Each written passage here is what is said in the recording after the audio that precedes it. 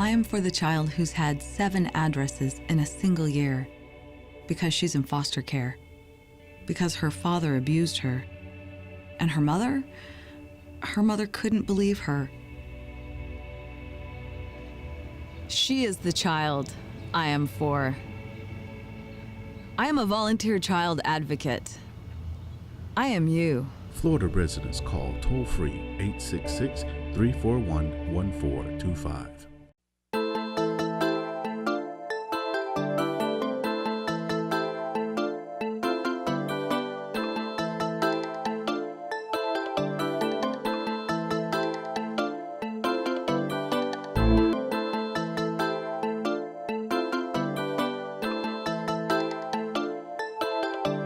Good evening and welcome to another edition of EduTV. Tonight's guest is Mr. Richard Martell. Welcome, Richard. Thank you. Thank you for having me. We've had a lot of teachers on here. We also invite school district personnel. We've had superintendents come on, but lately there's just been a big thing about teachers, some of the things that they are going through. So I always like to get a perspective so that people can understand what a teacher's life is. We come from all angles, and we like to have all guests represent the educational standpoint.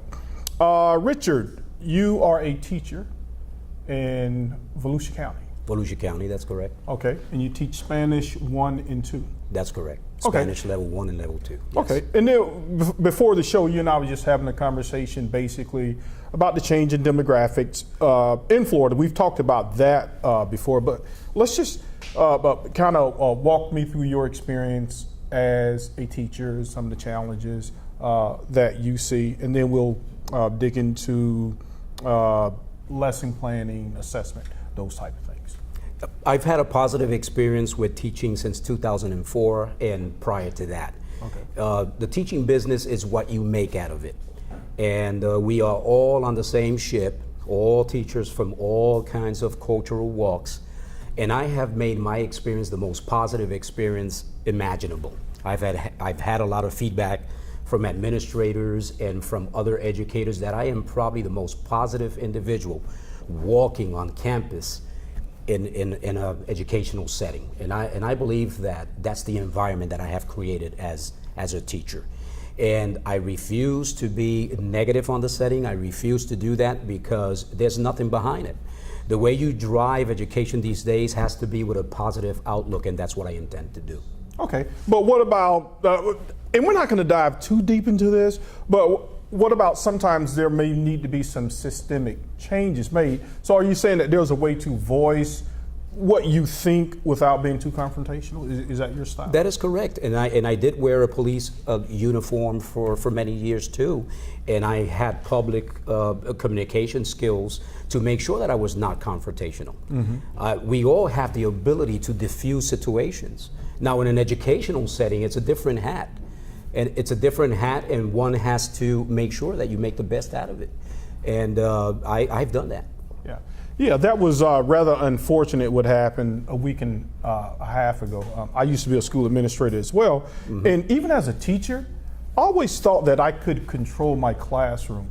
How do you feel about the law enforcement role within the school? Was that a proper use of the law enforcement officer? First of all, we have very good law enforcement officers in schools. Unfortunately, the negative is going to come out when it's an impact like that magnitude of an impact that we saw on television, which of course I saw it, and it was very shocking to watch. And of course, I had my comments about it, and I thought that only with the piece of tape that I saw, I couldn't derive my entire conclusion of the whole thing. But off the bat, you can see clearly that there was already some frustrations behind that effort, of course. Yeah. When I taught, I always said, I don't have to send you to the principal. This is my classroom, right? And I think that I can talk to you effectively enough. Maybe you go ahead, you're going to use your cell phone now, and we'll just have a little talk after class. Because apparently she didn't seem that she was bothering anyone. So if you didn't want to learn that day, I'm not going to give kids not the option to learn, but when a kid digs in that deep, you have to kind of work around it without letting it get to that level. And I would have given you an A+ on that, because we have all the time in the world to deal with these things. The student probably did not have to be removed at the time. We have to be patient. We have to make sure that we do everything right, that we communicate with the parents long enough, that we have a relationship with the families and the parents, and to make sure that everyone is behind the teacher and the support of the teacher. I did not see any hostile environment from the teacher himself. Right. I saw the teacher standing there, making sure that he was in his space, and the law enforcement doing what he was supposed to do or not supposed to do. Right. Now, you've taught for 12 years. Have you seen a change from the students that you taught then as opposed now? Because sometimes I have a daughter, she's a senior, and she's going to kill me for doing this, but sometimes I think she's not as motivated as she should be. Is that a disconnect with the educational system? The kid goes, I see no relevance in this. What does this have to do with my life? Have you seen a change in students since from 12 years ago? It's hard to say. It's hard to say when the one is involved in the educational system to the magnitude where everything is normal to you. The behavior of the children, the activities, the engagement, everything that goes with the territory, it's really hard to say because you're constantly doing interventions and you are constantly academically intervening with kids. So it has become the norm to say. But yes, I've seen academically, I've seen a rise as far as the students wanting to be more engaged in the educational system. That I've noticed. Oh, okay. You teach Spanish 1 and 2. Now that's taught for kids who speak Spanish and kids who do not speak Spanish, right? Just regular English speaking kids? And they're so smart. And they are so smart. And my job is to tell them and praise their efforts and tell them how smart they are. And I say this with all of my heart. And I say, yes, they are smart. And it depends how you apply your teaching tactics. My teaching tactics is always to give praise, to make sure that no one is shy, to make sure that everyone engages, and to make sure that, you know, that they get away from the so-called stupid questions because they're afraid and they're shy. And yes, my entire population, I would say up to 95% right now, are English students who dominate well the writing Spanish, the communication Spanish. So these are English the kids who are trying to acquire Spanish. Yes. Which will make them more marketable. I mean, I tell kids Yes. that all the time. But you know what, sometimes I see, Richard, I'll see Spanish kids, their native language may be Spanish, right? But they will shy away from it. And I'm like, you shouldn't do that because if you're bilingual, I was reading something today and say, look, we got this scholarship. No, it's internship, but you have to be bilingual. So do you see more Spanish kids gravitating, learning the academic Spanish, or what do you see with that? What I see is that there is not a very solid base at home for them to continue the Spanish. Although it is spoken in the family environment, what they get from that is the listening only. And they are able to nod their heads and say, I understood that reference, because they do. Right. Ironically, today, I asked that question to some of the Hispanic kids that I know. I says, do you understand fully your Spanish when your parents speak to you? Why don't you speak it back? And that is something that is acquired through academics, and I have learned that. That's right. So parents are not willing to teach that part. They're just willing to go with the culture, and while they're going with the culture, that's what we have. The end result is kids who listen but don't speak it. Is that solely but are on the the parents' Hispanic responsibility? No. kids pushing their kids to take the academic Spanish? Yes. You can see that because they have confidence that the teacher can do that, and that the kids can do that in a different setting, which is not the environment and the setting at the home, but the environment and the setting inside of a classroom. And that kind of environment, it's more suitable, I would say, because the materials are there. And I don't think that they will know where to begin as far as the grammar. They just know how to speak it. Right, right. So yeah, I mean, Florida, I would like to see the numbers on that, just in terms of Hispanic population. It's almost like, I know when you go to Miami, it's almost a must that you speak Spanish. Yes. So being bilingual is a good thing. I think it's a beautiful asset, and sure. and that is marketable, like you were saying. And I would like to encourage all students to try not to be bilingual, but trilingual, and to try some other things. My daughter, particularly when she was in high school, she acquired the German award, and she was doing French, and she understands it, and she likes to revisit it once in a while. Okay. And I would like to encourage, students like that, and my daughter herself, to continue to do these things because they are marketable. So she's truly trilingual. I know you were. Probably. That was a play on words, try, but it sounds like she's probably. Yeah, three languages. We have about 40 seconds left, Richard. As a teacher, do you still think that you can be creative? I know we have a guest coming up, our next segment, Mrs. Darcey Addo, and she's running for school board in Brevard County. And one of the things that she and I are going to talk about is, do teachers still have the ability to be creative in teaching lessons to the kids? And if you can do that in about 15 seconds, I'm sorry it took that long of time. You can be creative, but at the same time, you have to find the time to be creative because we are busier and now there is more to do and more things to accomplish other than creativity. However, there's still room for creativity. Well, thank you so much, sir. This is a nice perspective from Volusia County because we service the Central Florida area. You are our first guest It's my from pleasure. Volusia County. Thank you very much.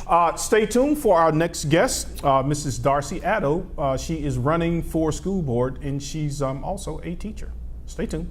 Are you proud to be Hispanic? Hispanics in Florida now have the first Hispanic car license plate in the United States. Be a proud Hispanic.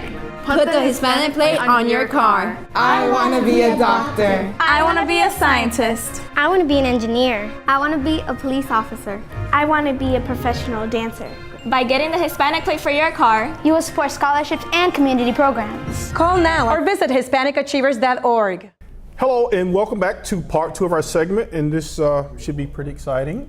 I have with us Miss Darcey Addo. She is very bright. She's a very smart person, and she is a teacher, and she's running for school board, District 3, Brevard County. That's correct. When is the election? We're actually with the presidential primaries, which is August 30th, even though it's a nonpartisan race. So it's just under a year from now. Okay. You're running for school board. Tell me why you're running for school board. Well, I wear a lot of hats. I've been a teacher since 2002, and had a perspective as a teacher of how things should work. And then I had my son, and then I had my daughter. And when I sent my kids to school, I, was wearing a mom hat, and I've always been a secondary teacher, so I didn't really have a perspective of what happens in the elementary schools. When I started wearing that mom hat, and obviously I was that mom, very involved in what was going on in the schools, I saw a lot of things that didn't sort of match with how I thought they should be going in schools in terms of even simple things like communication, things that when I watched it happen at the district, information that just never made it home, not because they didn't get to the teacher or didn't get to the backpack, because they never got to the teacher, things that seemed problematic. And my son is in 4th grade now. He's the beginning of the Common Core implementation group, and so FSA. Yeah, so he's. Some people will say it's dressed up Common Core. I got you. Right. Yeah, well, it's the Florida standards, which are rebranded Common Core. So testing is a big part of it. Communication, a lack of communication in Brevard County is a big problem that we're having. So those things, and I'm also a student. I'm writing my dissertation for my PhD. So all of these hats that I wear, combined with my advocate hat, you mentioned FSA, I run the Opt Out Brevard group, led me to see that we have a gap in Brevard County that's just not being filled, which is the advocate teacher on the school board. So my husband, who's also a teacher, and I... So you think the teachers aren't being properly represented? Well, teachers who represent students, because teachers' interests and students' interests really are the same, right. Are not being represented.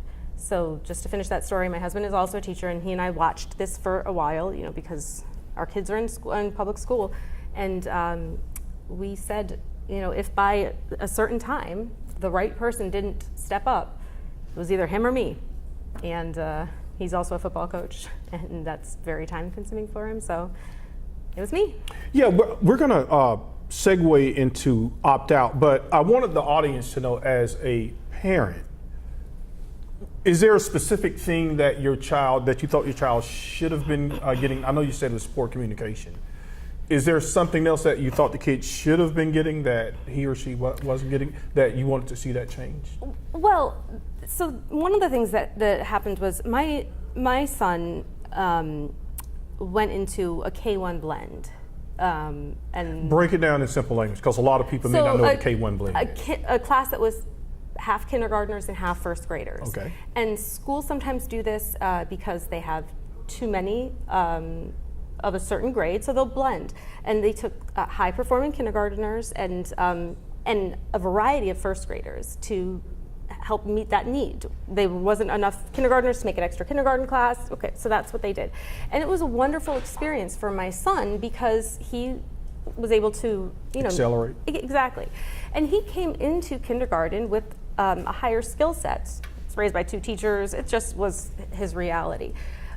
When we went into a parent conference early on with the teacher, we started talking about where he was developmentally and some of the things that he was able to do, math things, for example. He was able to, add 2-digit numbers using a basic algorithm like you and I learned how to add.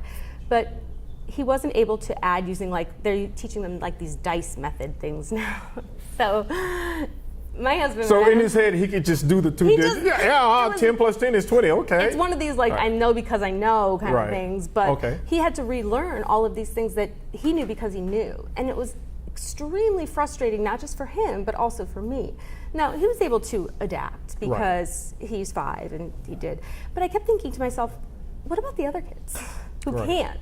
And because this for me is not about my kid.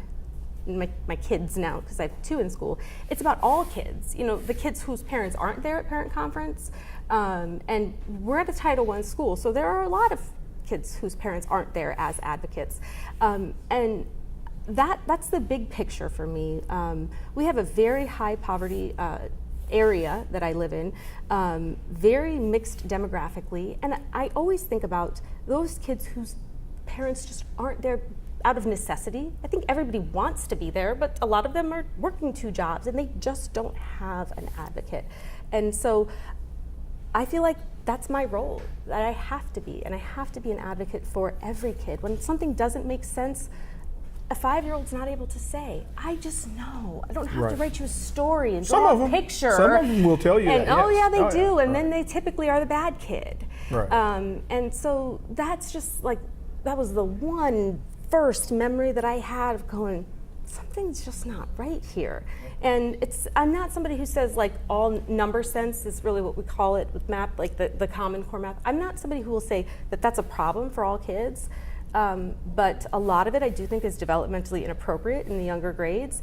And I do think that it's a problem to ask all kids to do all things the same way at the same time. So you think that the FSA, right, you call them dressed up Common Core standards, they're too rigid in their approach by saying, hey, I want you to learn how to add 10 plus 10, and I want you to demonstrate it a variety of ways, as opposed to if a kid just knows it, why should he be subjected to that when he's ready to maybe go into something else? Right, they're not allowed to teach algorithms until 3rd grade. But if my 5-year-old came into kindergarten knowing an algorithm, it's incendiary to me that's just the way that it is, because that's what it says. If they what's driving that? What's driving it? That's just the way it is. Now, because from my understanding, and I want to get your thoughts. I think I kind of watch it. It looks like the legislators, they make the rules, right? And then they pass it to the State Board of Education. Then the State Board of Education passes it down to the superintendents. Then the superintendents pass it down to you guys. And then the teachers have to deliver it, and then the parents get frustrated. Is that kind of how it works? Well, yes and no, but you're asking what's driving the standards? Yes. No, the standards are being driven. First of all, you have to accept, I hope, that these are Common Core standards. I mean, period. Okay. We were able to change 15% of them. So we did things, but you could only add. We added calculus, we added cursive. So we have a couple of additions, but they're Common Core, period. Okay. So what's driving them is corporate interest, and corporate interest meaning? Well, if you look at the genesis of this, you cannot separate the standards from the assessments, because assessment in education drives instruction, right? So if we are testing kids, we're testing them on what? The standards. We live in an age of standards-based education, right? So if we have these standards that say kids need to know this, we're giving them standards-based instruction. That's what we do. So at the end of the year, we're now in March, we're going to give them a test, right? And we're going to test them presumably on what they've been taught, on the standards that they've been taught. And the textbooks are aligned to the standards, and somebody makes money off the textbooks, right, Pearson? And the tests are aligned to the standards, and somebody makes money off of the tests, right? So everything is a profit-making agenda in our public schools. So what's driving this? Greed. Okay. Money. Okay. But public schools are not about, or not meant to be about, profit. Public schools are meant to be about democracy, about equal opportunity for everybody, where if everybody goes to a public school, at the end of the day, we all have the same fair shot. Okay, and what's your response to this corporate, as stated by you, this corporate-driven assessment standards-based system? My response is opt out. Okay. Opt out. A lot of people, they may think they know what it means, but can you educate me? Because Absolutely. I think I agree with some of what you guys say philosophically, but there's probably one part I don't agree with, but I'm going to let you explain it first. Okay. And then we can talk about it. So a lot of people think that opting out is an attempt to protect their kids, or for some people maybe it is, to protect their kids from tests, to get their kids through school without having to test. That's not in principle what opt-out is about at all. It's about denying the data that is being used to artificially prove failure. Because what we're in right now is a state of test and punish, okay? So if you were there at the last DOE meeting where we were listening to this debacle as we're trying to set cut scores for a test. And without making this very difficult concept too difficult, let me try and simplify it. We were just talking about standards-based education. A standards-based test is often called a criterion reference test. And that's the type of test that kids take every day, which I have no problem with. Where a spelling test, for example, right? Like if you take the test and I take the test, we can both get 100, right? I'm not competing against you. Okay. I'm competing against the material that I've learned. Okay. I want to know how well I did on the test. Right. And the only stakes there are what I've learned, right? So if I have 10 words and I get them all right, I get 100. Those tests are designed differently because my score is not dependent on anybody else's. Right. Okay, you acknowledge that? Yeah. Okay. We have been sold the belief that our test, our FSA and our FCATs, were always standards-based assessments, right? What just happened 2 weeks ago, a week and a half ago, is we are pseudo-norm referencing this standards-based assessment. You're getting really heavy on me. I'm going to make okay, because there may be some parents out there who are not as but I'm going to make it really knowledgeable. simple. Yes, so can you simplify? let me simplify it. So standards-based assessment, you with me on that? Yes. Everybody can get 100. Right. A norm reference test is very different. So a couple weeks ago, most people got a score report if they took their test. And the score report doesn't say your score. All it does is it gives you a rank. Sure, percentile rank. Right. Right. The problem with that is a norm reference test, like the SAT, is a norm reference test. Like the Iowa Basic is a norm reference test. It says if you take all the kids in the 3rd grade or the 5th grade or in your same, age group bracket, and you rank them up, you line them up, it tells you where your kid ranks in that group. And there's supposed to be a bell curve. It is, exactly. Yeah. It is always created to produce a bell curve.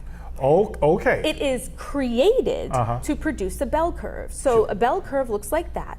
The problem is, well, there's lots of problems, but again, keeping it simple. The tests are designed differently. So a norm reference test will always give you a bell curve, right? Which means that for every winner, for everyone who does well, there has to be a loser. Unless you're at Harvard or MIT. No, if you and I take the test, my success is dependent upon your failure. Right. Whereas when we go to a standards-based assessment, you take the test, I take the test, we can both get 100. If you studied your spelling words and I studied my spelling words, we both get 100. Okay. Simple. Now, separate from all of that, from the fact that we are taking what should be a standards-based assessment and we're pretending that it's a norm reference test, so what we're doing is intellectually dishonest in the state, separate from that fact. My position, and what I stated at the DOE meeting a week or so ago, is that all of that is what we're doing is a misuse of the data. We are attaching high stakes to these tests, and unless and until that is removed, I will not have my children participate. Because okay, let's stay there for a minute. So opt out. Right. Do all opt-out parents say, okay, my child is not going to take this test?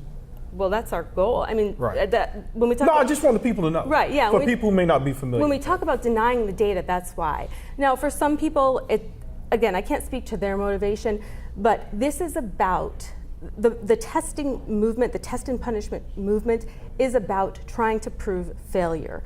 And they're doing it in an intellectually dishonest way. They're trying to say, you heard her say it was like 57% of third graders would have failed. That is outrageous. And if people are not outraged by that, they are not paying attention. Let me ask you this. In a perfect world, what would assessment look like? And high stakes, a lot of people don't understand what that means. Okay. High stakes basically means that if the kid doesn't score a certain score, he's retained in the third grade. That's one. Or he may not receive a normal high school diploma because he failed to pass algebra and reading, correct? High stakes attaching it to that. That's for the child, but there are also high stakes for teachers, for schools, and for districts. All of the high stakes. So high stakes for teachers are attaching teacher pay as a result of the test scores. So that's what we call the VAM, value added model. So we say your salary. Only a third though, they're only attaching a third, correct? That's a third too much. Yeah, you think? Now I read in your bio, you have some corporate experience and corporations kind of pay people like that, right? So do you think it's unfair to tie pay? Okay, children are not widgets. This is a misuse of data. The data here is meant to show one thing and one thing only, how much a student has learned. It is not, that's trying to take a test that is meant to show, well, in this case, we know that doesn't even show student growth, but presuming that it does, if I'm going back to my spelling test analogy, to show me how much a student has learned their spelling words and saying, as a result, you're a good teacher. Well, maybe you're not. Maybe I'm the parent and I taught my kid to spell. Okay, here it is, right? Is there a way for the politicians, the school district personnel, the teachers opt out? Is there a way that all of you guys can sit down at the table together and maybe look at some solutions that would satisfy all parties? Is there a way? Because I'm a solutions person. I am too. I think that's a great idea. The first way that you do that is, well, first you remove the stakes. And I heard so many times at that meeting. You completely remove the stakes? When you took standardized tests in school, they were not high stakes tests. No, they were not. They were not. That's right. You're and correct. I took them and they were not high stakes. Right. And look, I'm very successful. Right. Do you think that ACT and SAT are high stakes tests? They are choices. They're choices? They have stakes, stakes, okay, I see what you're saying. but you make a choice to take them. You do not have to take an ACT or SAT. So you do believe in some form of assessment, 100%. Just not in its current form? Absolutely. And I'm going to have you back because we have about 30 seconds left, okay. And I'm going to let you finish up, but I really want to have you back. I would because love to. you have a lot to say, and I want to follow your campaign, but you can go ahead and wrap it up on what you're about to say. Finish up. Yeah, so I mean, I think there are definitely ways that we can work together, but it has to be removing the political aspect because this has been so politicized and people are not listening to educators, and that's part of the problem. This is not about beliefs. I heard the commissioner saying over and over again, and our State Board of Ed, what they believe, but we have scientific research that tells us what is best for children and what is best for the classroom, and that needs to be how we guide. Is this part of your platform? Absolutely, but it's also part of my moral compass. Sure. Yeah. Well, Darcey, it has been a pleasure, and I'm definitely going to have you back because you have a lot to say, and I really want to hear what you have to say too. Appreciate you. On that note, folks, thank you for joining us again on EduTV. Good night.